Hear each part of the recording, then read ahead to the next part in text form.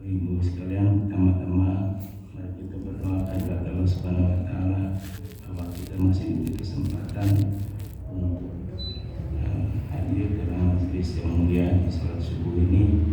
Seperti kita ketahui, salat subuh ini disiapkan oleh para malaikat dan mudah-mudahan kita mendapatkan berkah dari kesaksian oleh para malaikat tersebut. Amin. Pada kesempatan ini saya ingin menguatkan ternyata saya pikir saya sudah diganti oleh orang lain kultum, karena biasanya 2 minggu sekali. Tapi saya coba bacakan saja dari sebuah tulisan mengenai bagaimana penghuni al-jannah tanpa hisab dan tanpa azab. Tulisan dari guru SMP saya, tapi ini nggak ada penulisnya siapa.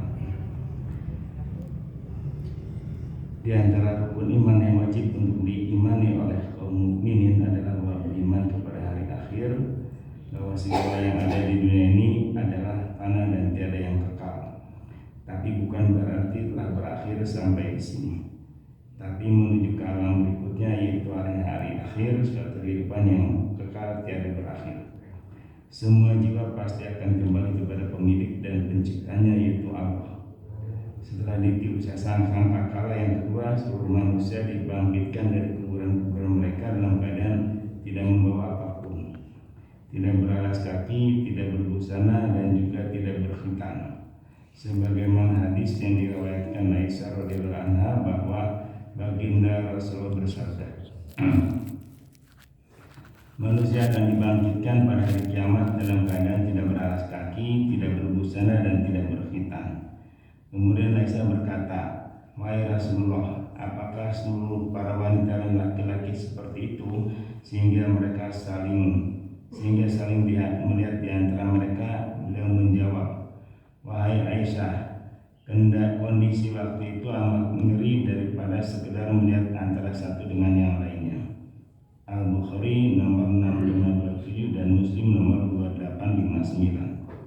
Setelah itu manusia dikumpulkan di padang mahsyar menanti penghisaban, penghitungan semua amal perbuatannya selama hidup di dunia. Allah berfirman, artinya dalam surah Al-Ghasyiyah, sesungguhnya kepada Kamilah mereka akan kembali. Kemudian sesungguhnya kewajiban Kamilah menghisab mereka. Tahap penghisaban amal perbuatan manusia di padang mahsyar merupakan bagian azab dari Allah.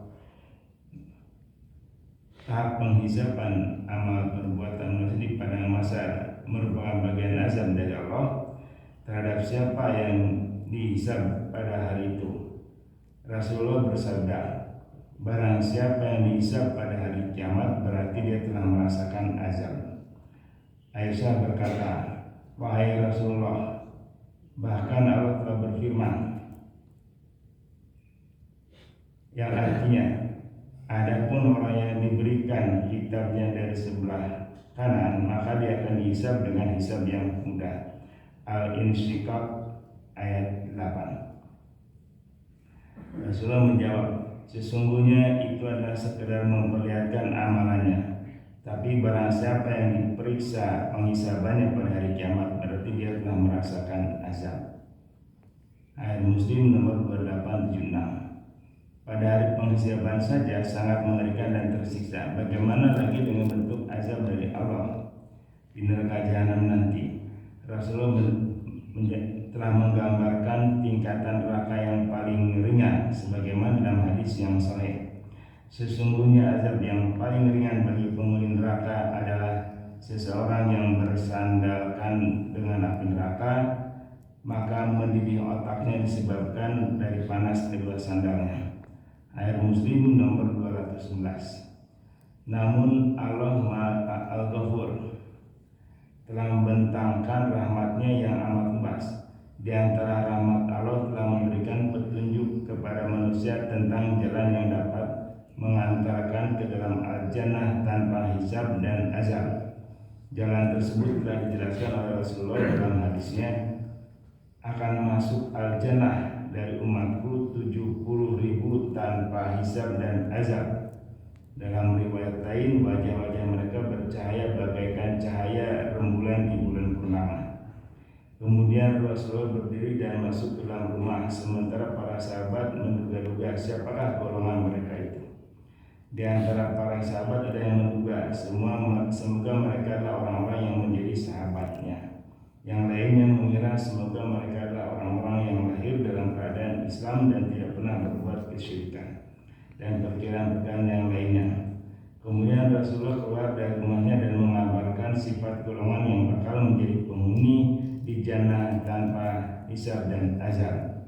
Beliau bersabda, mereka itu adalah orang-orang yang tidak meminta kai dalam praktek pengobatan dengan menempelkan besi panas atau semisalnya pada bagian tubuh yang sakit, tidak meminta ruqyah, dan tidak pula berfirasat sial dengan sebab melihat sesuatu yang disangka ganjil seperti burung dan semisalnya, serta mereka bertawakal penuh kepada Rabb mereka. Kemudian Uqasah bin Mihsan sendiri berdiri, saya berkata, wahai Rasulullah, berdoalah kepada Allah supaya aku termasuk golongan mereka. Lalu Rasulullah bersabda, engkau termasuk dalam golongan tersebut. Al-Bukhari nomor 5752 dan Muslim nomor 374. Dalam riwayat Al-Imam Ahmad 2/59 dan lainnya, Rasulullah bersabda, maka aku meminta tambahan dari Rabbku sehingga Allah menambah dalam setiap 1.000 orang bersama 70.000 orang.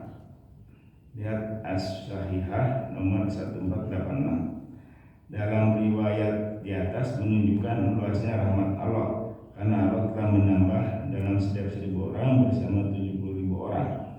Demikian pula Allah tidak mengkhususkan yang berhak meraih keutamaan tersebut hanya bagi para sahabat Rasulullah atau orang yang lahir dalam keadaan Islam dan tidak pernah berbuat kesyirikan, sebagaimana yang dikira para sahabat Rasulullah.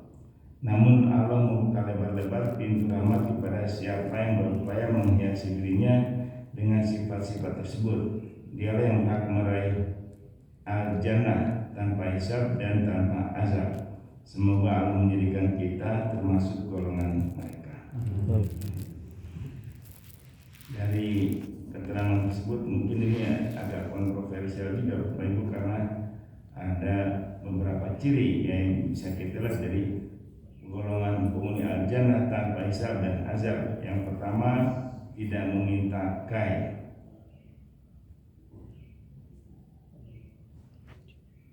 Lalu yang kedua, tidak meminta ruqyah.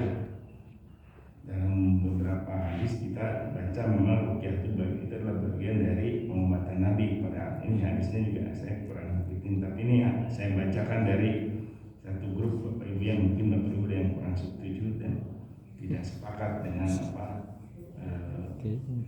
tulisan ini. Tidak bertahayul. Tahayul bersikap berprasangka sial yang disandarkan kepada sesuatu yang dilihat ataupun sesuatu yang didengar. Tahayul ini merupakan perbuatan terlarang karena telah menjandarkan kesejalan kepada sesuatu yang sama sekali tidak ada hubungannya secara logis dan sebab musyabatnya. Dan yang keempat, tentu saja bertawakal kepada Allah. Itu mungkin Bapak Ibu yang bisa saya ungkapkan dari tulisan sebuah grup. Mudah-mudahan ini bermanfaat bagi kita semua. Segala kekurangan datang dari salah saya dan segala kelebihan datang dari Allah Subhanahu wa Ta'ala. Untuk memulai hari ini, mari kita membaca Al-Fatihah.